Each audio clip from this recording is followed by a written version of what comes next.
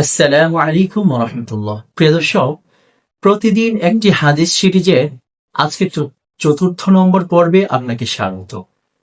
প্রিয় দর্শক, কখনো কি মনে প্রশ্ন জেগেছে জান্নাত দেখতে কেমন, তা কত সুন্দর?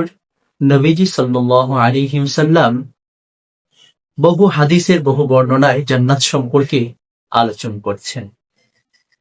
সহিহ বুখারীর ৩,২৪৪ নম্বর হাদিসের বর্ণনায় হযরত আবু হুরায়রা রাদিয়াল্লাহু তাআলা আনহু স্বয়ং নবীজি সাল্লাল্লাহু আলাইহি ওয়াসাল্লাম থেকে বর্ণনা করেছেন। নবীজি সাল্লাল্লাহু আলাইহি ওয়াসাল্লাম বলেন, আল্লাহ তাআলা ইরশাদ করেছেন, আমি আমার নেক বান্দাদের জন্য জান্নাতে এমন সব নিয়ামতকে প্রস্তুত করে রেখেছি যা না কোনো চক্ষু অবলোকন করেছে, না কোনো কর্ণ কখনো শ্রবণ করেছে, আর না কোনো মানব হৃদয়ে কখনো তা উদিত হয়েছে।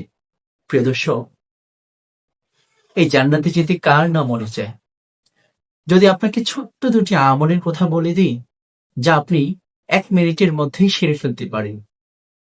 প্রতিদিন আপনি এই দুটি আমল যদি করেন, ইনশাআল্লাহ আশা করি আল্লাহ সুবহানাহু ওয়া তাআলা আপনার জান্নাতে যাওয়ার রাস্তাকে সুগম করে দেবেন।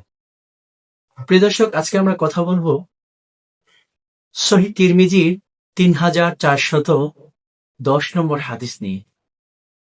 সেই হাদিসে রাসূল সাল্লাল্লাহু আলাইহি ওয়াসাল্লাম বলেন, প্রতিদিন ফরজ নামাজের পর, অর্থাৎ ৫ ওয়াক্ত নামাজের ফরজ সালাতের পর কেউ যদি মাত্র ১০ বার সুবহানাল্লাহ, ১০ বার আলহামদুলিল্লাহ এবং মাত্র ১০ বার আল্লাহু আকবার পড়ে, তাহলে সে জান্নাতে প্রবেশ করবে। প্রিয় দর্শক, দ্বিতীয় আমলটি হচ্ছে ঘুমানোর সময় প্রতিদিন ৩৩ বার সুবহানাল্লাহ, ৩৩ বার আলহামদুলিল্লাহ, ৩৩ বার আল্লাহু আকবার পড়ল, সে ইনশাআল্লাহ জান্নাতে প্রবেশ করবে।